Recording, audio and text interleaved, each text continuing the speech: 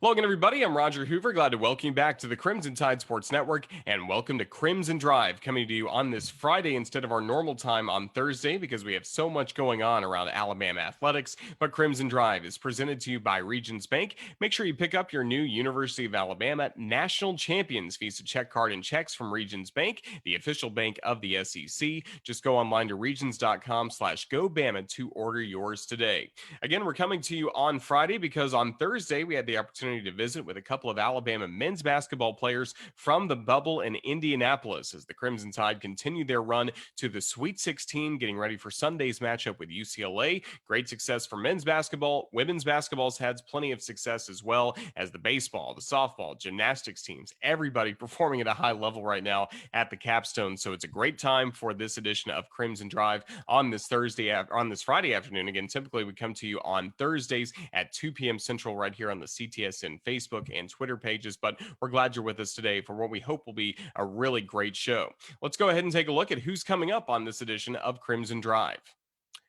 Well, I mentioned a couple of player interviews from the bubble. Jaden Shackleford as well as Keon Ellis were great to spend some time with me just last night talking about life in the bubble, how the tournament's going so far. So we look forward to catching up with Jaden Shackleford as well as Keon Ellis. And then Chris Stewart gives us a great rundown of everything that he's seen so far in Indianapolis, as now he's on his way back to Indianapolis for Sunday's Sweet 16 game and what we hope will be as well a Tuesday night matchup in the Elite Eight for the Crimson Tide as they look to continue this historic run. Speaking of history, it's great to see that the Crimson Tide are SEC champions once again in gymnastics, and the head coach of the Crimson Tide, Dana Duckworth, will join me in our final interview of the show coming up in a little bit.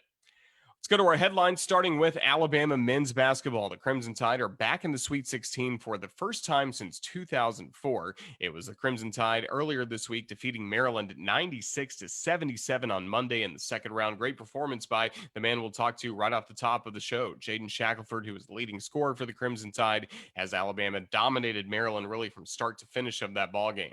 Now the Crimson Tide gearing up for the Sweet 16 matchup with the UCLA Bruins. 6:15 tip-off from Indianapolis. This game will be played at historic Hinkle Fieldhouse once again, and our radio coverage from Hinkle will start at 5:15 across the network. The Alabama women's basketball team just wrapped up its run in the NCAA tournament as the Crimson Tide made it back to the tournament for the first time since 1999. Very impressive victory for Christy Curry's bunch, defeating the North Carolina Tar Heels, the number 10 seed in the tournament. Alabama was the number 7 seed in the Hemisphere region, 80-71 in the first round from San Antonio, as Jordan Lewis had a career high 32 points in that game, nearly had a triple-double for the Crimson Tide in that win.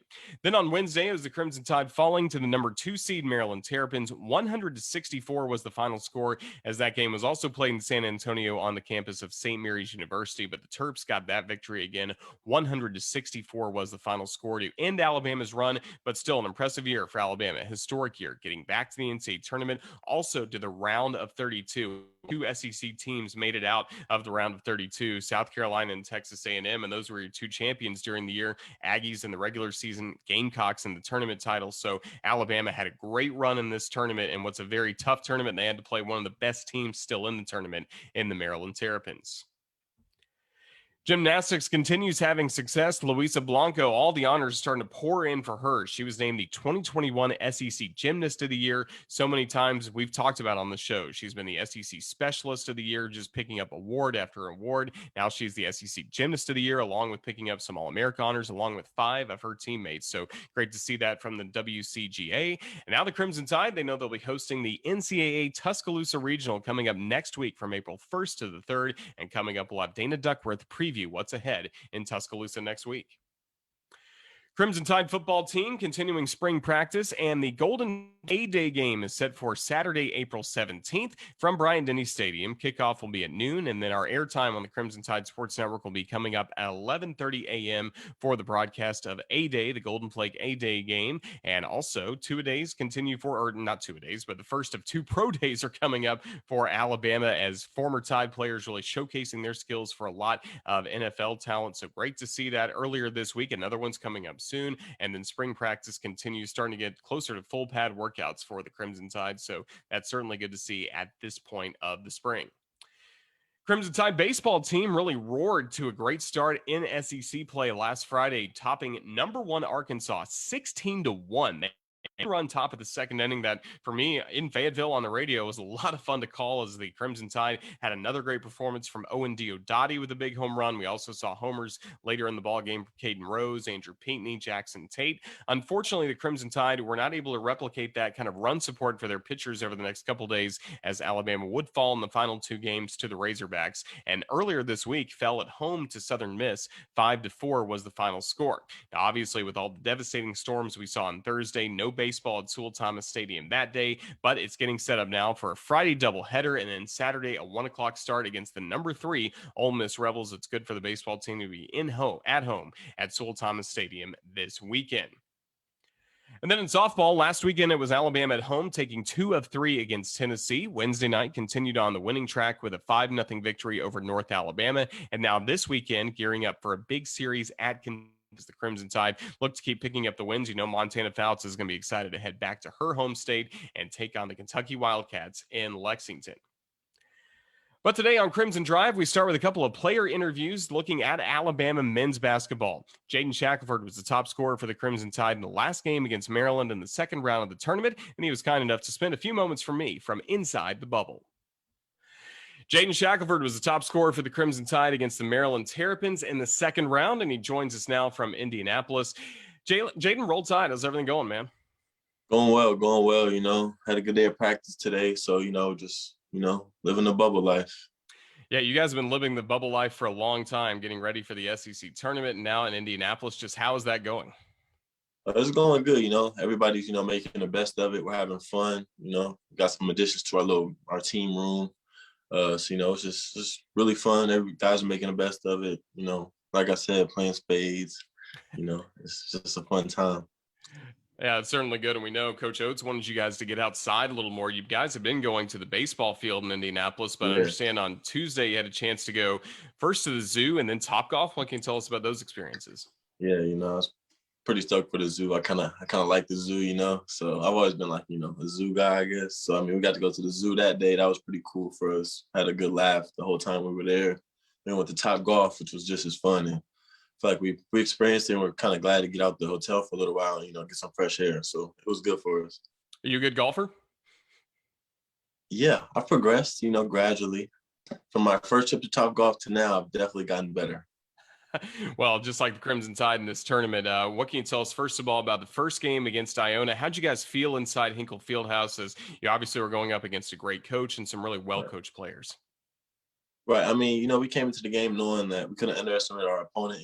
They came out, giving us a good fight, up until halftime.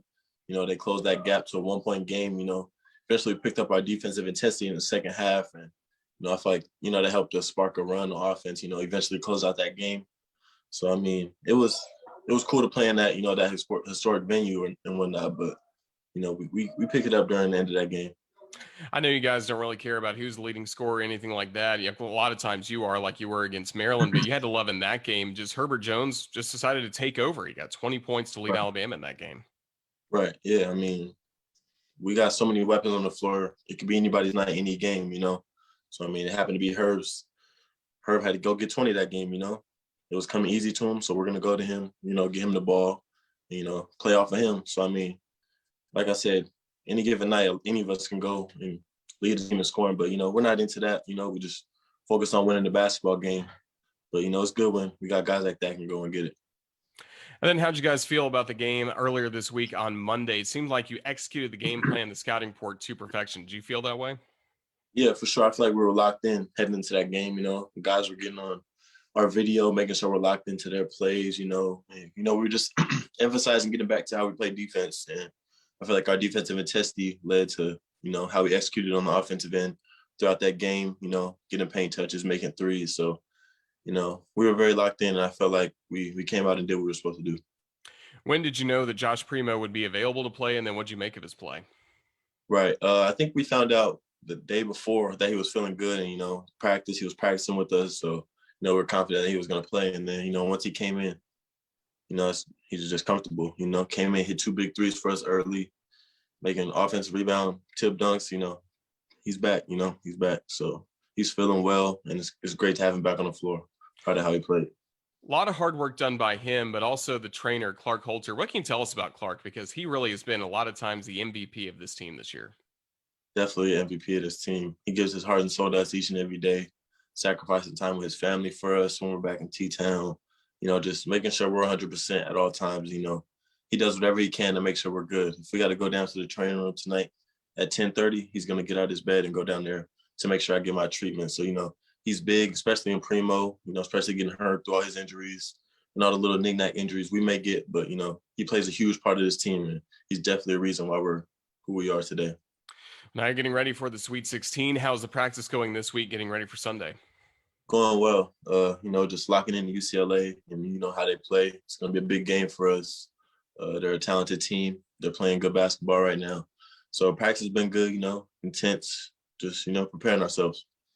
And of course, you have some familiarity with UCLA. You're from Southern California. What can you tell us about any connections you may have with the UCLA program, especially one of their best players, Jaime Jaquez? Right. Yeah. Jaime was my teammate throughout my EYBL days, so we're teammates for years and, we're pretty close. I know him very well. I know his family. So, it's going to be cool going up against him. We talk about it all the time. So it's cool how it happens, especially in the big dance. So, that's even bigger. So, our whole family, our EYBL, the truth, they're all going to be watching. So I feel like it's big for us, So, I'm pretty stoked and looking forward to it. Yeah, you get to compete against him coming up in the Sweet 16. Round of 32, you guys competed against Galen Smith. What was it like to see him in another jersey? But he's still part of this Alabama basketball family, I'm sure. Oh, he's definitely a part of this family. Forever will be, That's our brother, no matter what jersey he's wearing. So, it's kind of weird seeing him down there on the other side of the floor during warm-ups. But, at the end of the game, before the game, it's all love. So, it was cool seeing our guy again. As the NCAA tournament and everything you'd hoped it would be, I'm sure you've been dreaming about playing in this tournament since you were a little kid. Mm-hmm. Yeah, of course, you don't get to experience, full capacity or whatnot. But I feel like just the moment in itself is still, we still got to cherish that moment. And I feel like thus far, we're cherishing it. Like last game, there was just a rush. There was electricity about the game that felt like a tournament game, and I feel like we all soaked that moment in and have fun with it. The fans are really having fun when they go to the Alabama men's basketball Twitter account. They look at the pregame videos. They look at Coach Petway firing you guys up right before you go back to the locker room. Just what can you tell us about the message that he gives you? It fires me up, and all I'm doing is broadcasting and talking. But it's incredible the messaging he gives you all. Right. Yeah. He always gives us a good message before every game. Got to go out there. We're gonna go out there and fight for our brothers. Go get it in blood. Go out there and fight for your family. He gives us a good speech every single game, and he fires us up, gets us locked in, and the game doesn't go by where he doesn't huddle us up. We all get together, lock in, and Pet's gonna be Pet, fired up all the time. No doubt about that. And everyone loves Antoine Petway as an Alabama legend. And now over this past week, we've gotten to learn more about Kingston. What can you tell us about Pet's son that means so much to you guys? That kid is, he's amazing, man. We love him with everything in us. We're looking for him after every home game. So he just brings so much joy to our program. And, I got to know him since I was getting recruited early on in high school. So it's good to see how much he's grown. And I got a lot of love for him and his family. So he means a lot to this program. We love him. He has such a pure heart. So clueless to what's going around him, but he knows so much, and it's just great to see him around us. And we got to have him with us. Definitely love that. Well, I'll let you go here, Jaden. Thank you for joining us. But also, Keon Ellis is my next interview. What should I ask Keon? Should ask Keon, who's the best Warzone player? Warzone. Ask him. Yes, Call of Duty Warzone. I'll tweet back his answer to you. Okay. Okay. Right, if he says himself, say I think it's me. That sounds good. Well, Jaden, thank you again for joining us here on Crimson Drive. Best of luck in the Sweet 16. Roll Tide. Thank you. Roll Tide. Our thanks to Jaden Shackleford, and we certainly hope that he continues his success in the NCAA tournament. Same could be said for Keon Ellis, who has provided off the bench so many sparkling, great moments for the Crimson Tide this year, as Alabama's depth has really been tested at times this year, especially when Joshua Primo went down with injury. Keon Ellis has answered the bell each and every time for the Crimson Tide, and he also to spend a few moments for me from the bubble on Thursday night. Joined now by Keon Ellis. And Keon, I got to start with a question that Jaden Shackleford asked me to ask you. Who is the best Warzone player on the team? Best Warzone player on the team. I can't not put myself first. I think He I'm the said you'd say that. yeah, I think I'm the best. But I'm not gonna lie, like we all are pretty good though. So we have some fun, running together. You guys been playing a lot of that during this kind of quarantine time, staying inside the bubble? Yeah, we that's pretty much what we do like on our free time anyway, like even back in Tuscaloosa. But here, you don't got too much to do, so we'll just send a text, anybody on, and people are just, yeah, I'm finna get on right now and just chill basically. Yeah, we've been hearing about that. And then you guys are playing a lot of spades, it sounds like, as well. Oh yeah, I haven't gotten in the game yet, but I've definitely seen them playing spades down the hall. That sounds pretty competitive. Coach Oates, I don't think has been in a game either. He said he needed to learn. Yeah, I think they were talking about setting up a tournament to see who would win it all. Well, people love brackets at this time of the year. Shifting to basketball, just how do you feel like you guys are playing right now? I mean, a big win against Iona in the first round, and then just played really at a high level on Monday night against Maryland. I think we're playing good. We're coming back around to our normal self. I think the first game, we were trying to feel things out. First game in the tournament, first game, up here as well. So I think we got that out the way, and then we were just able to go back to playing like our regular selves against Maryland, and just let everything flow like into itself. So I think that helped us a lot. So I think this next game, since we've got all the jitters out the way, I think we should be able to just lock in and execute the game plan. Do you like that you get to go back to Hinkle Fieldhouse where you guys played Iona last Saturday? Me, I don't. I'd rather play at the field house. I love the field, probably just because it's an NBA arena, Right. so it's a basketball field. But even though I mean Butler is a college team, but I don't know, just that NBA feel. I definitely understand that. Well, it's cool you guys get to experience a lot of different environments. Hopefully, Lucas Oil Stadium coming up. I understand you guys practiced there today. What was that like? Yeah, we did. It was cool. It really just felt like you were practicing in space because I mean after the court, there's just like so much room until you get to a stance. So like I don't know. It was cool though, because I've never like actually been on like a field of a football stadium. So with the court being there, like it's kind of crazy just to look up and like this is what like football players feel like when they're playing. So it was kind of cool for us. How long does it take you? How many shots does it take to get comfortable with a different shooting backdrop? Me, I don't really think a change in the backdrop has too much of an effect on me. I think for me, it's more just the rims and just getting warmed up, like getting into a shooting motion. But the backdrops, I don't really think it has too much of a. I think probably coming into college because I know like my freshman year that was a big thing because you usually have that wall from high Mm-hmm. school, then it's just a space, so you have to actually like have your shot down. But now it's just just repetition, so I don't think it has too much of an effect. And speaking of repetition, just even going back to the regular season, just how much work do you guys put in away from practice? At a practice gym, you text a manager, say, "Hey, I need to go shoot right now." I mean, how much of that happens with this team? We work a lot. I mean, ever since the season ended last March, they were in the gym working. As soon as I came, I got here. We went straight to work.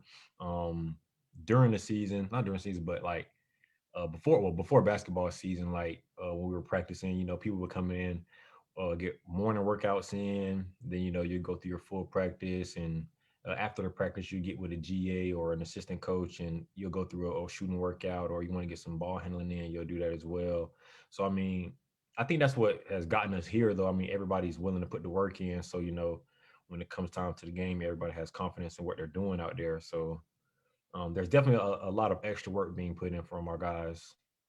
And I'm sure a lot of that, the tone is set by the senior class. I mean, you got to love that your first year at Alabama, you get to be around guys like Herbert Jones, John Petty, Alex Reese, even Tyler Barnes, and Britton Johnson with what they bring to the program as well. They bring a good level of leadership, and they also leadership, competitiveness, and I think you'll have some fun around them too. So it's not like they're too serious, but I mean, when it comes down to business, no, you got to take care of what you got to take care of. But I mean, they're definitely a good group of guys to be around. Just whatever the situation is, like Herb says, just not too high, not too low. So I mean, it really just helps me get through anything. We're winning, like, okay, that's cool. Everyone wants to win. You just can't get too high, even after a loss, just got to bounce back. Like, don't get too low on that. And I mean, if we're struggling, Reese will be like, come on, like we slipping, got to get it right before we do take a L. I think, like, what game was it? I'm trying to remember. I think the Missouri game, I want to say, even though we had lost that one, when we were down 20, it was Yeah. we do it in practice all the time. Like, there's been a time in practice where one team was down, I want to say 20 at halftime, and they came back and won. And we had, like, I want to say somewhere like around 6 minutes left.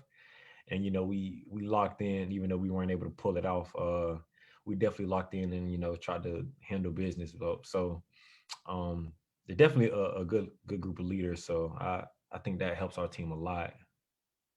And of course, you got to be ready for any circumstance that may happen. And then for you in the SEC tournament, Joshua Primo goes down with injury. You step in a larger role for the Crimson Tide in addition to what you were already doing. Just how would you characterize your play in Nashville that weekend? I think it was just more of the same stuff that I had already been doing. With him being there, I didn't have to really. I mean, we kind of split the time, I would say. So, like, I didn't really have to do as I had to do more when he was here. Like, I didn't have to do as much, but I mean, it's nothing major though. Like my high school coach used to always tell me, just always be ready. You never know what's gonna happen. So I think with his injury happening, I just came in with the right mindset, just help the team out in whichever way I can. I just go into games, focusing on getting stops for defense, and then the offense will come. Like, the ball is going to move. We're going to make shots. So just locking in on the defensive end is really all I do, and just let the offense take care of itself. Yeah, how much fun is it playing in Alabama's offense? I mean, we hear Coach Oates talk about it. He's like, look, if you like to shoot 3-pointers, you like to get to the rim, Alabama's the program for you. And I'm sure that was part of the recruiting pitch they gave you a year ago. Yeah, I mean, you're gonna definitely get your freedom. So I mean, it's just really just making your own decisions. Like, if you feel like you have the shot, or if you think you can take them off the dribble. So it's we definitely have a lot of fun out there. Everyone wants to just shoot threes. I mean, threes has become a very big part of basketball today. So we pride ourselves on our 3-point shooting, and I think it's a good way to play for sure, good and fun, especially when you're getting up and down and they're dropping at a high rate. I mean, it demoralizes teams. No doubt. We certainly saw that against Maryland earlier in the week. And now I'm sure you're fired up for Sunday. What have you learned about UCLA so far? They're not too much like a team that we usually see. They play more slower. They'll run a set every time down. They try to play deep into the shot clock. So I think we just have to be more locked in, guarding their sets, and understanding that we may have to guard a ball screen like 3 times in the possession. Having to guard all the way down to, like, the shot clock being low, somebody taking a desperate shot and making sure we contest without fouling, trying to bail them out. And then when we do get it, we got to speed them up because they're not used to playing fast. So we do our normal selves and just go back to playing fast and get them sped up and try to create some easy points. Well, Keon, as we start to wrap things up, any final message from you to the Alabama fans that they're trying to get to Indianapolis as much as they can with the limited capacity in some of these arenas? But I know that you guys have loved seeing so much Crimson in the building the last couple of games. Yeah, I mean, it has been crazy. Like, every gym we go to, it really feels like a home game to us. So we love it. We're glad that our fans are supporting us. Just thank you to all the fans. We want to try to bring one home for y'all. Sounds good. Well, Keon, thank you for joining us. Enjoy your extended stay coming up in Indianapolis. Roll Tide. All right, Roll Tide. Appreciate it. Certainly, thanks to Keon Ellis for joining us here on Crimson Drive and Roll Tide. He, along with Jaden, who have joined us this week. We had interviews last week, if you want to check those out, with Herbert Jones and Alex Reese. So appreciate the Alabama basketball players joining us here on Crimson Drive, and we continue to cheer on their success in Indianapolis. Somebody that's been outside the bubble, but nevertheless has been in Indianapolis plenty over the past week has been Chris Stewart. Now he's on his way back there, but before he left Birmingham, he was kind enough to spend some time with us talking about his perspective of this historic run for the Crimson Tide in the NCAA tournament. Joined now by Chris Stewart as he is back home in Birmingham. This is a rare glimpse of Chris at home in between his Indianapolis stays. And Chris, roll tide. How's everything going as Alabama continues its run in March Madness? It's great. I got the locksmith to let me in after they were changed. It's terrific. I'm glad to be here. Glad to be with you. Well, it's been a fun run so far for Alabama men's basketball, picking up wins against Iona in Maryland. What's really stood out to you so far about this run for the Crimson Tide? You know, I think that they kind of weathered the storm in the first game because they didn't play very well at all, and yet still did the things on the defensive end that allowed them to win comfortably against the Gales. And so there's a reason the moniker is survive and advance. That's what they did. They weren't good. They were nervous, or they played up tight. I won't say they were nervous, but they played up tight and far below their best and still good enough to win by double digits. Getting especially contributions they got from Alex Reese. The timing of it, it was the loudest 6 points and four rebounds that you'll probably ever see on a guy's stat sheet. He was just tremendous in the brief amount of time that he was there. Major contribution, but also to follow that up with a terrific performance against Maryland. They were not sharp early. The SEC Player of the Year and the captain is on the bench with foul trouble, and they go from 4 down to basically not out of reach, but you kind of felt that it was almost with the way they were playing. So the ability to execute at such a high level without their best player on the floor speaks volumes to me of what this team is and what it can be, hopefully for 2 more weeks. And we were able to break some news during our pregame show, getting ready for Alabama and Maryland on Monday night, learning about the condition of Joshua Primo. And Coach Oates said, hey, trainer said he can give it a go. He gave it more than a go Monday night. Yeah, he definitely validated everything that was said in the pregame by Coach. He looked terrific. And again, this goes back to what I was talking about, Roger. Deservedly so. The conversation was about Jaden Shackleford and John Petty Jr. and what they did in the game and the point totals that they had and how electric they were over the course of that game. But it's why Alabama is so tough to beat. Here's Josh Primo coming off the bench, hits 2 threes. Alex Reese off the bench, hits 2 threes. And that's before Shaq and Herb do what they did over the course of that ball game. So great to have Primo back and available and looking as sharp as I've seen him look, not just before the injury, but a month ago. I mean, he was all over the place and probably as much excitement over the putback dunk that he had as the 2 threes. Yeah, they counted more and they certainly helped, but that dunk showed what he is now physically and health-wise. So the hope is that will just give him even more confidence as we go into this next round of games. Speaking of confident, how about Jaden Shackleford? I mean, he was knocking down 3-pointers left and right. I even tweeted out one of your quotes on one of his 3-point calls. You just said, Shaq from deep 3. Good Lord. I mean, you kind of run out of things to describe about the way he's able to play, and everybody was feeling it at that point of the game. Well, within FCC guidelines I have, there were some other things that popped into my head, but we kept it where it was supposed to be, and it just so impressed. When he is on, he is unbelievable, but it's great to see him. I think he took at least 1 charge, maybe 2 in that game. And to see what he's become on both ends of the floor is really exciting. He's been a really good offensive player since he showed up on campus. He's become a complete basketball player now. And it's crazy to think that the guy who was the leading scorer on the SEC champion squad was only a second-team all-conference. And I'm not debating that selection at all or where he was place, but it shows who and what this team is, that a guy who could lead you in scoring is listed where he is, but he is so much more than just a scorer now for the squad. So now Alabama's played 2 games in the NCAA tournament, one at Hinkle Fieldhouse, the other at the home of the Indiana Pacers. Just what could you tell us about the atmosphere inside those buildings, having NCAA tournament games socially distanced? Hinkle's a better atmosphere.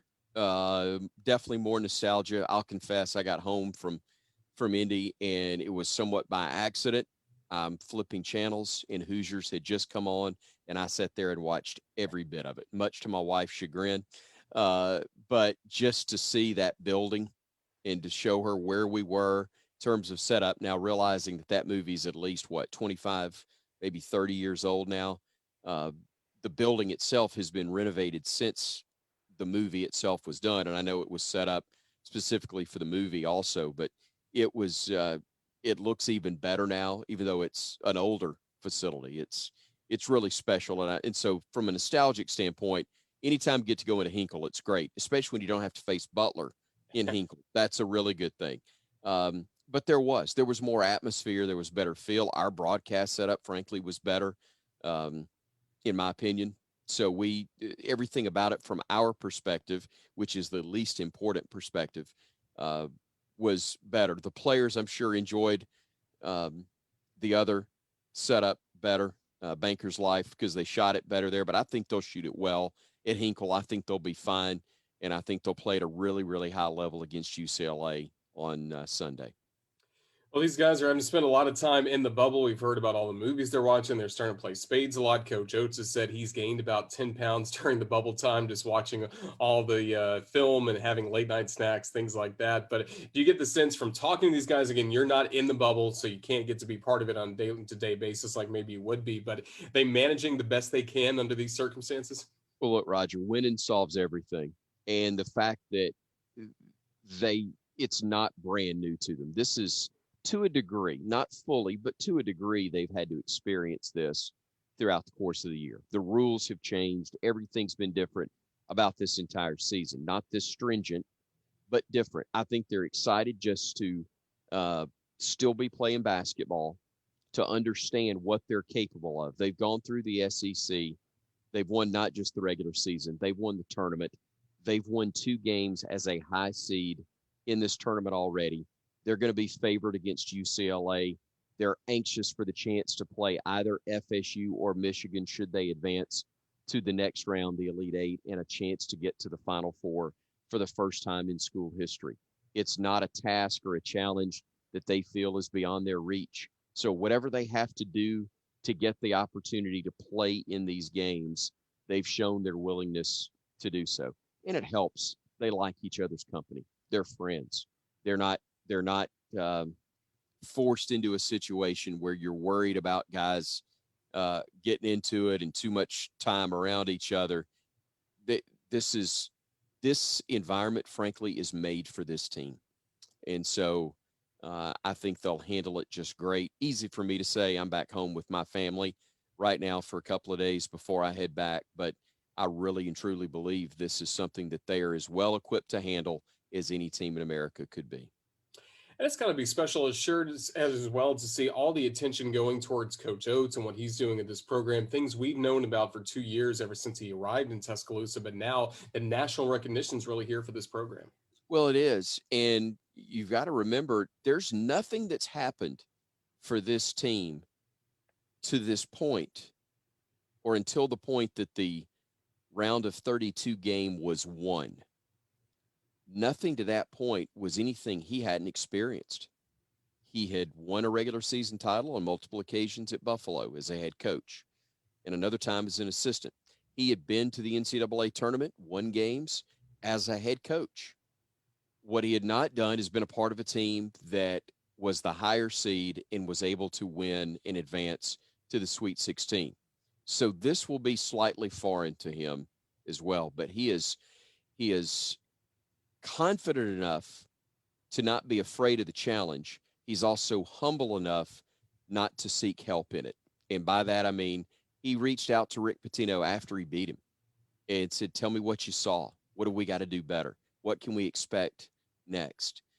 Those are things that any coach, any smart coach would do, but not every coach is humble enough to do. It would be really easy to puff your chest out and go, I just beat Rick Pitino. Instead, he goes, I didn't beat Rick Pitino. My players beat Rick Pitino's players, and I need to learn from Rick Pitino so I can help them move to the next level and beyond. So I think it's great that he's done that. I think it speaks volumes about who he is and how he's gone about his job, that a guy who also has deep tournament experience and John Calipari would reach out to him as well and wish him luck and give him some advice in this regard. He'll handle it. These guys will be prepared. If they don't advance, it won't be because he didn't give them every tool available to them to move on.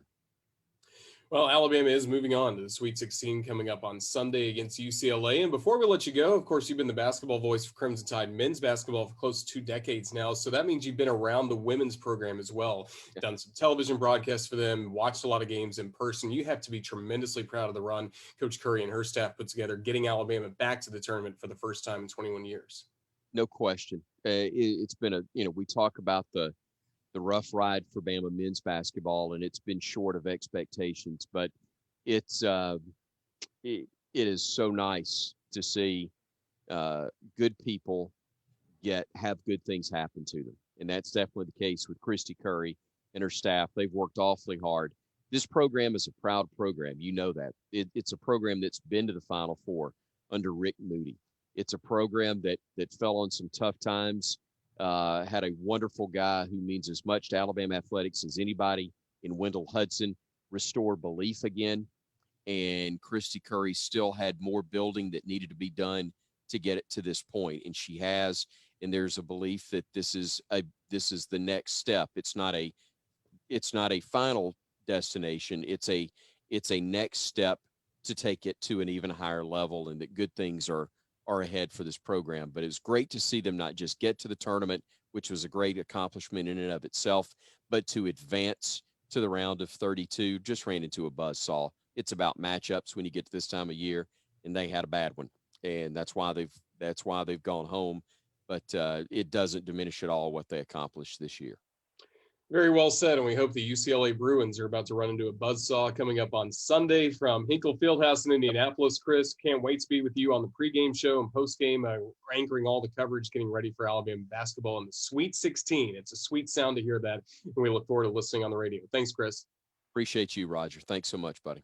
So much fun talking with Chris Stewart. As always, a big Roll Tide to him and safe travels to him, along with Tom Sipe and Brian Passink from the Crimson Tide Sports Network. I'll be joining them remotely coming up on Sunday, 5:15. We'll hit the radio, gearing up for Alabama against UCLA in the Sweet 16. Should be a blast inside of Hinkle Fieldhouse.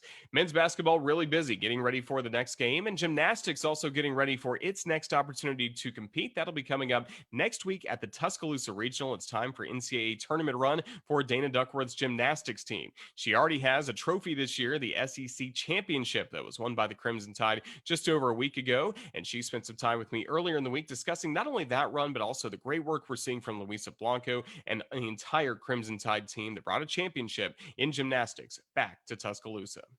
Joined now by the head coach of some women on fire at a championship school, Dana Duckworth. Roll Tide. How's everything going? It's good, Roger. Roll Tide. That was a fun weekend. Certainly was, as Alabama wins the gymnastics SEC championship. And I mentioned it's championship school. Alabama's winning championships left and right now. And you guys continue that with, again, the women on fire. What can you tell us about those 3 words, women on fire? You know, the seniors came to me after COVID hit and we had our season discontinued in, last year. And Alonza Cloffer and Lexi Graber have lived an example of what it is to be a leader. And they said, we want a theme. Every year we have a theme. And they said, we just feel like we need to be women on fire for greatness, women on fire for our, the academic side of things, just women on fire for everything. And so what I asked of them was to just truly devote themselves to being in love with the journey. And if we can just focus on doing today really well and not get caught up in the whole big picture of where we want to go, that if we just do today really well and string a bunch of todays together, we would get to where we are. And the big thing about the Women on Fire is that they're living that. They are overcoming adversity through whether it's COVID, restrictions and things that we're having to do, time management, just overcoming injuries, and they're just doing a great job. And I feel very confident that these lessons they're learning right now are going to be things they carry on the next chapter of their lives. And whatever they decide to do, they're going to be excellent at it. Certainly seems like the journey prepared Alabama for the SEC championship meet, especially that last meet against Florida. What did you take from that meet that helped fuel you all for Huntsville? I think the first thing is we were 2/10 away from the number 1 team in the country. And we know where we had left some things on the table. And so I always tell the ladies that when we make mistakes, we learn from those, we use the lessons of those, and then We just forge ahead and we move forward and we try not to repeat those errors. And I think that just gave them kind of that extra notch and awareness every day in practice that we can't walk away from one bad landing. We need to go ahead and do it till we get it right. And I think that attention to detail and that discipline just really had them prepared for the championship on Saturday. And that's the thing we talked about after. Do you think that it was just on Saturday that we lit a fire and that's what counted? No, they've been practicing, drilling, and rehearsing this since August. And to see it all come together because the loss actually gave us more awareness. It was beautiful. You couldn't write the narrative better. And your group is really fired up, focused from the very start. What were some key routines for your group that helped propel you to an SEC championship? We started on floor, and overall, we had a strong floor performance top to bottom. Of course, Luisa Blanco was stunning, absolutely brilliant, historic performance. And what's interesting is I didn't even know her scores throughout the meet. I just wanted all of my attention to focus on how well did they perform. And then I was listening to something recently, and it was like she had 4.995. So every single event, but I thought that really Lexi Graber's floor team was great. And, leading us off, it was just overall good performance. So then when we went over to vault, it was one of our best vault performances collectively as a team. And I understand maybe that was our highest score on vault for, 6 or 7 years. And so that goes to show that paid off. The key I would call spark was our fourth bar routine of the night. Our first 3 bar routines were okay. And then Shania Adams lit a fire and she went 995. Makari Doggett follows behind her with a 995. Luisa Blanco follows behind her with a 995. And it was just like, they got on this momentum train and it wouldn't stop. It was great. So, bars tends to finish a little sooner than the other events. So the girls were all lined up to walk over to beam. I'm like, ladies, we got to let the other teams finish floor and beam. And so I just kind of pulled them together. And there was a moment where I was about to give some words of advice. Roger, Emily Gaskins gets in there and she's like, we didn't come here. And she's getting all animated. We're going for blood. It was just so perfect. And so, got the girls calmed down because that kind of energy going over to beam may have been a little up here, and we got everybody. And, we just went over to beam and we did what we were capable of doing.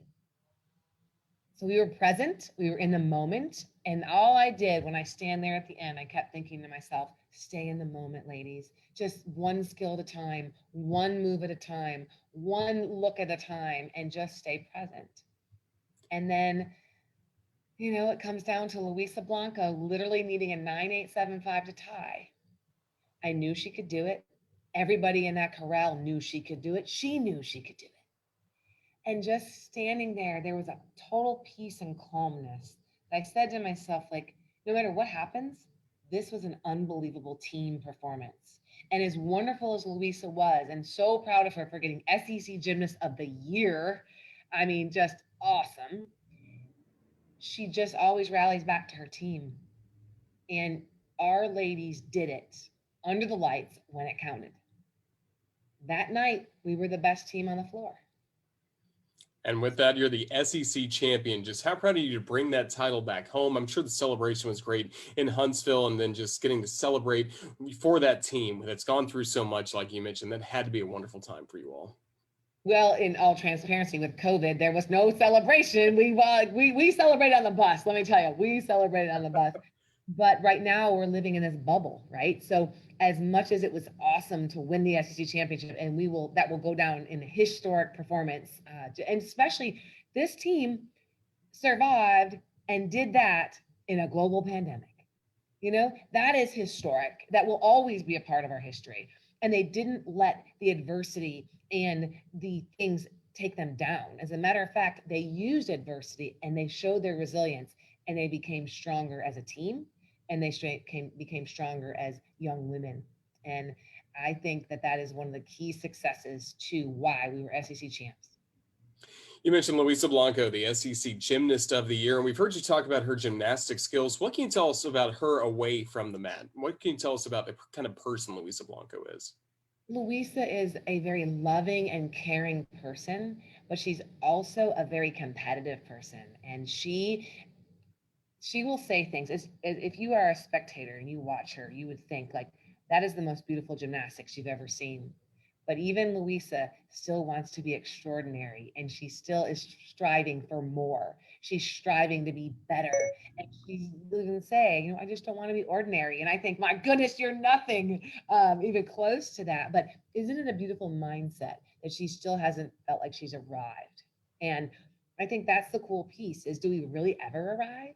We keep finding a different journey and a different path to basically strive for greatness. And she is a wonderful student. She is a great teammate. She gets into her teammates' faces in a positive way and lifts them up, but also challenges them. So I would kind of call her the complete package on and off the mat. And that's how I think of her, as very loving, very caring, and very disciplined, and very, very competitive.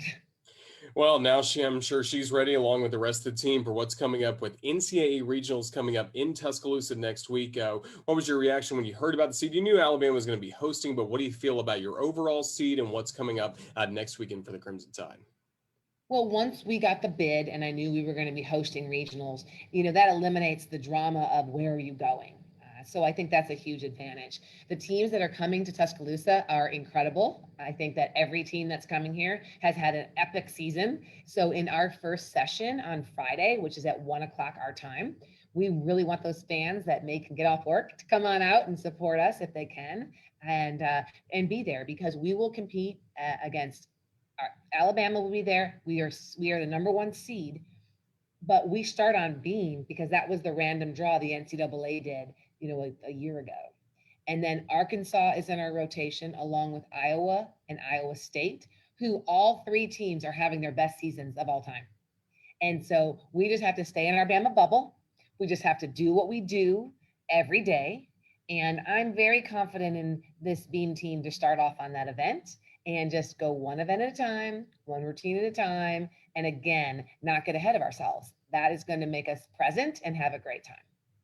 Well, Coach, we're excited for NCAAs to be here. We're still celebrating that championship for your group, and it's a really special time right now for Alabama athletics. So just thank you for continuing to do your part, leading our wonderful gymnastics program, and all the best to you coming up next week. Roll Tide. Roll Tide. Thank you. Always fun to catch up with Coach Duckworth. Best of luck to the Crimson Tide, continuing their training for next week's Tuscaloosa Regional inside Coleman Coliseum. If you can get tickets, and like Coach said, if you can get there early, they really would appreciate your support coming up next week. This weekend, it's going to be busy across the network. Let's go ahead and take a look at our weekend schedule. First of all, the baseball team, a doubleheader going on right now. The Crimson Tide getting it going against the Ole Miss Rebels. So make sure you listen to Lee Tracy on the network this weekend. 2 o'clock and 6 o'clock, Alabama against third-ranked Ole Miss coming up. And then on Saturday, one single game coming up at 1 p.m. Central to round out that series with the Ole Miss Rebels.